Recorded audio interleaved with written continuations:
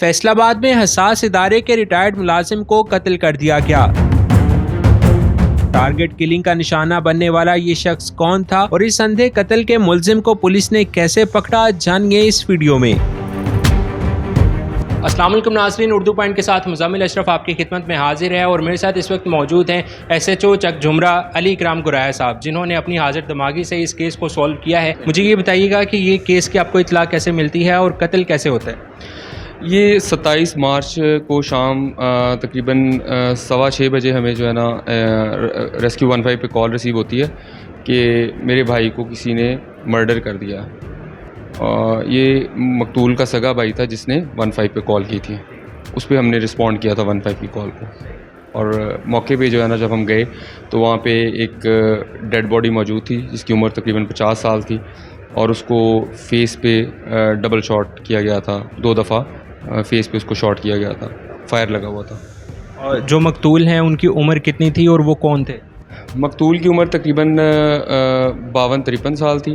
उनका नाम हामिद था और वो 112 राम दिवाली के रिहायशी से, उसी रोड पे जिस पे उनका मर्डर हुआ उस गांव के रिहायशी थे, और वो एक्स आर्मी थे, और प्रेजेंटली वो एक प्राइवेट हाउसिंग सोसाइटी में एज ए सिक्योरिटी सुपरवाइज़र जो है ना अपनी जॉब कर रहे थे, और उस टाइम वो अपनी शिफ्ट के लिए जा रहे थे।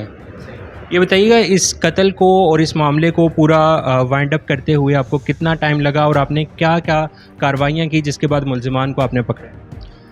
जी अल्हम्दुलिल्लाह, इसमें जो है ना हमने काफ़ी जल्दी काम किया इसके ऊपर, काफ़ी तेज़ी से। जितने हमारे पास रिसोर्सेज थे, जितनी मैन पावर थी, जितने टेक्निकल रिसोर्सेज थे, सारे हमने जो है ना इसमें यूज़ किए, और इसको हमने 6-7 दिन में जो है ना ट्रेस कर लिया था अल्हम्दुलिल्लाह।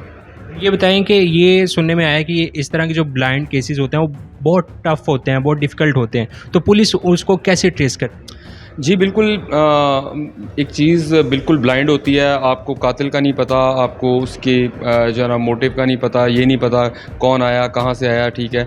और एक डेड बॉडी जो है ना वो मिली, और वहाँ पे हमें जो है ऑब्वियसली जो है ना उसको हमने तो पहले उसकी इनिशियल जो चीज़ें हैं सारी वो जो है ना उनको देखना है कि कातिल कौन था, कितने थे और कहाँ से आए, उनकी सवारी क्या थी। इन सारी चीज़ों को पहले शुरू में लेके उसके साथ फिर पीछे जो है ना चलते हैं।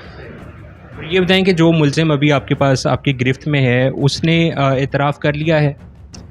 जी बिल्कुल, इसमें थोड़ा सा आपको डिटेल बतानी चाहता हूँ मैं कि इसके बाद हमने जो है ना जाए वक़ुआ के जो इनिशियल जो उसकी मुआयना था, वो उसके बाद जो हमने वहाँ से एविडेंस वगैरह इकट्ठे कर लिए। उसके बाद हम क्योंकि बेसिकली ये कम्प्लीटली जो है ना एक रूरल एरिया है, देहाती एरिया है, उसके आगे जो गांव वाला रोड है वो बाईपास पे लगता है, और बाकी जितने रोड्स हैं या जो मिनी बाईपासेस या सब रोड्स हैं वो सारे गांव में से गुज़रते हैं, मुख्तलिफ गांव में से। तो हमें बहुत मुश्किल पेश आई। हमें काफ़ी मेहनत के बाद जो है ना एक गांव के अंदर से एक जो है ना CCTV कैमरा मिला, जहां से हमारी वर्किंग स्टार्ट हुई। जी, लेट्स से कि अगर वो कैमरा भी ना होता तो फिर पुलिस किस तरह वर्क करती? अगर वो कैमरा ना होता तो पुलिस ने तो वर्क करते रहना था, फिर जब तक कैमरा नहीं मिलना था तब तक तो हमने कोशिश करते रहना था। मुलजिमान है, आपकी कार्रवाई किधर तक पहुंची है और वो किस वजह से इसे कत्ल किया गया?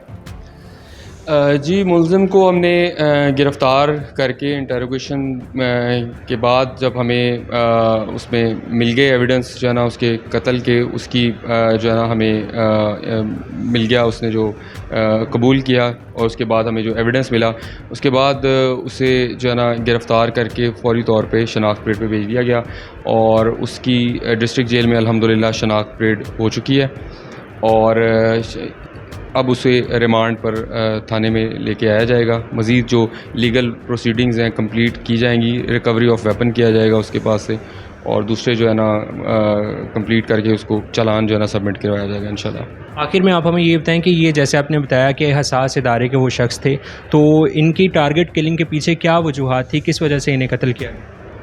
बेसिकली इसका हसास इदारे से कोई ताल्लुक़ नहीं है। इस किलिंग का उस मामले में या उनकी साबका जो जॉब है या उस नौकरी है उससे इसका कोई ताल्लुक़ नहीं है। ये अभी एक निजी हाउसिंग सोसाइटी में बतौर सिक्योरिटी सुपरवाइज़र काम कर रहे थे, और वहाँ पे क्योंकि ये एक्स आर्मी थे तो थोड़ा सा इनका जो ड्यूटीफुल आदमी थे, तो इनका चेक एंड बैलेंस बहुत होता था लोगों पे वहाँ पे ना, इस तरह।